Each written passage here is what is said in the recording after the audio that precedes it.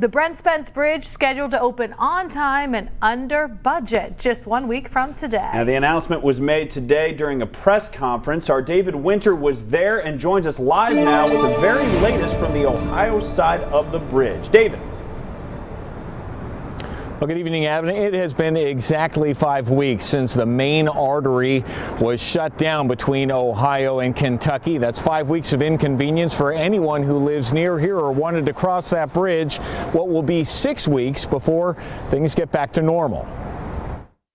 We had to repair the bridge and bring it back to a condition which was safe and sturdy and solid. And that is exactly what has been done. The Secretary of the Kentucky Transportation Cabinet praised everyone involved in fixing the bridge, from the hard work of the engineers to the patience of the rerouted drivers.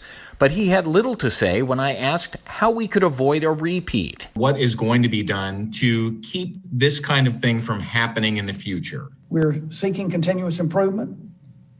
We have asked for any effort that can be taken in planning for any adjustments that might be made.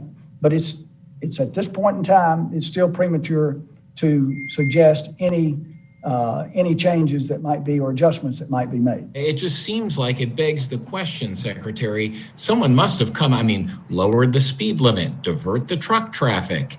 There's got to be some initial thoughts there, other than it's still too early to tell. Any improvements that can be made are being examined. I also asked about the collisions that have occurred due to rerouting traffic since November 11th, the day of the crash. The Highland Heights police chief told me today in 2018, from November 11th through today, there were just 6 wrecks around the I-275-471 interchange. There were just 2 last year. There have been 36 this year. 2 accidents last year, 36 this year.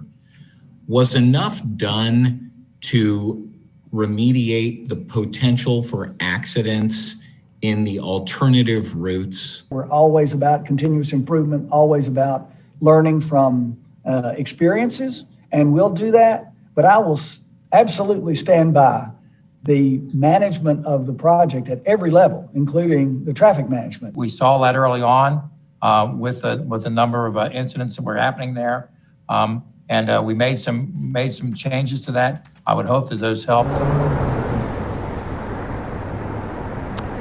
So the opening is scheduled for December 23rd. That's 1 week from tonight. Now, we're told it's going to happen without fanfare, without a checkered flag moment. We're told it's going to happen during the time of day when there's not a ton of traffic. They haven't disclosed what that time of day is.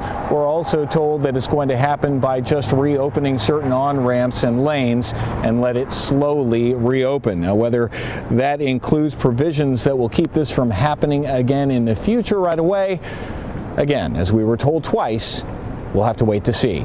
Reporting from the Brent Spence, David Winter, back to you. All right, David, thank you. The Transportation Cabinet Secretary says the cost of the repairs will be far less than the $12 million that was granted by the U.S. Department of Transportation for the project.